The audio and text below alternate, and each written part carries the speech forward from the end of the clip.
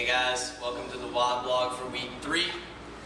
Before we get rolling here, just wanted to give everyone a heads up that the Garnett location is going to be testing 1 rep maxes the following week. So this coming week is going to be the final week of the 3 reps, and moving on the following week we're going to be doing all the 1 rep max testing. So make sure that you show up and test those maxes the following week. Moving on, Garnett location is on back squats. We are on the 3 rep week, which means we're at about 85% of that 1 rep max. And we're going to be working slowly up to 2 sets of 3. And keep in mind that those 2 sets of 3 should not be super heavy, because on the 3rd set with the same barbell, we want to go for max reps. And if we're doing this correctly, the max rep set should have about 5 to 6 reps at least on there. So work up in weight, hit your 2 sets of 3. And let's talk a little bit about some back squat technique. So some of you guys have heard the difference between a high bar and a low bar back squat. And a lot of that has to do with more than just the positioning of the bar as to whether you're holding it high on your back or low on your back. But that is kind of the initial start. So here you can see that the bar is held nice and high on my back. The traps are shrugged up. Everything is tight. And when I go to do a high bar back squat, my goal is going to be to try to keep my torso as vertical as I can the entire time to emulate an Olympic lift as closely as possible. So taking that big breath, keep those elbows under the bar, and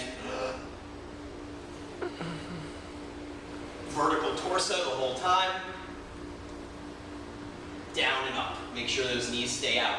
In contrast, let's look a little bit at the low bar back squat. Here, we're going to slide that bar a little bit lower down the back, and you'll notice that when I initiate the movement, it has a lot more to do with my torso pronating forward and less to do with trying to stay vertical. So I'm going to send those hips back, bring that back into it, come down, up, and then finish with the hips. One more time, butt goes back, down to parallel, up, finish with the hips. So one more time, let's go to the high bar back squat and show the difference since we just saw it from that angle. So from here,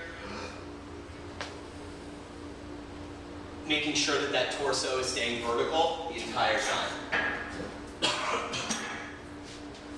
And one of the important things about the high bar back squat is that it correlates directly to the Olympic lifting movements.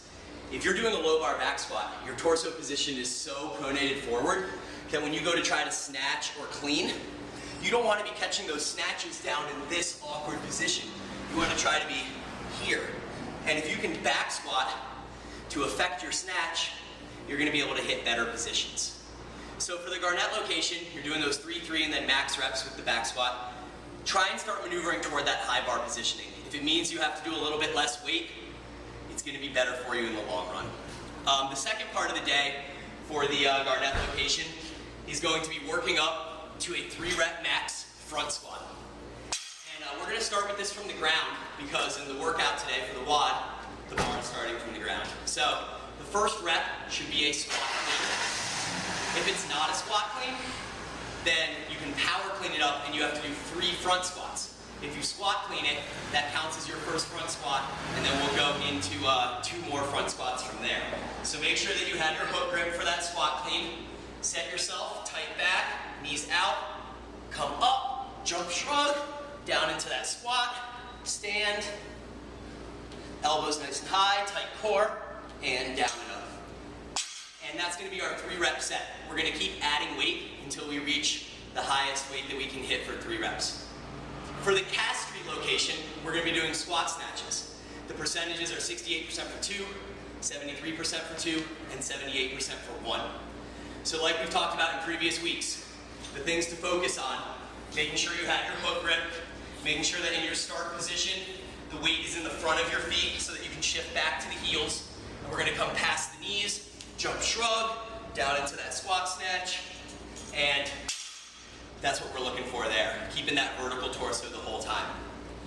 After you finish your 78% for 1, we're going to move to some back squats. And the back squats for the calf street location are going to be focused on what we call 1 1/4 back squats. That means we're going to go down to the bottom, bounce up halfway, back down, and then to the top. That's going to be 1 rep. We're going to work up to the heaviest set that we can for 3.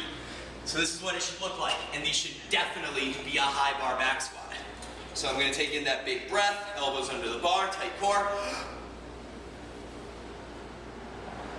and back up.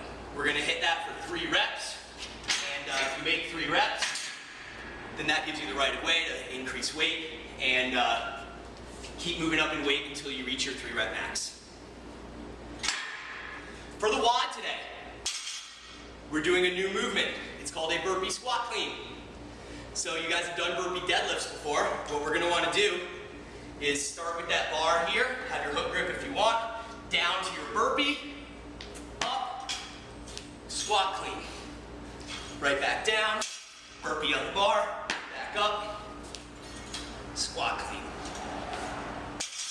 The WOD is 1 round for time, 30 burpee squat cleans, run 400 meters, come back in, look at the clock, that's your score for the day, and that's our entire Monday, guys. Good luck, see you then.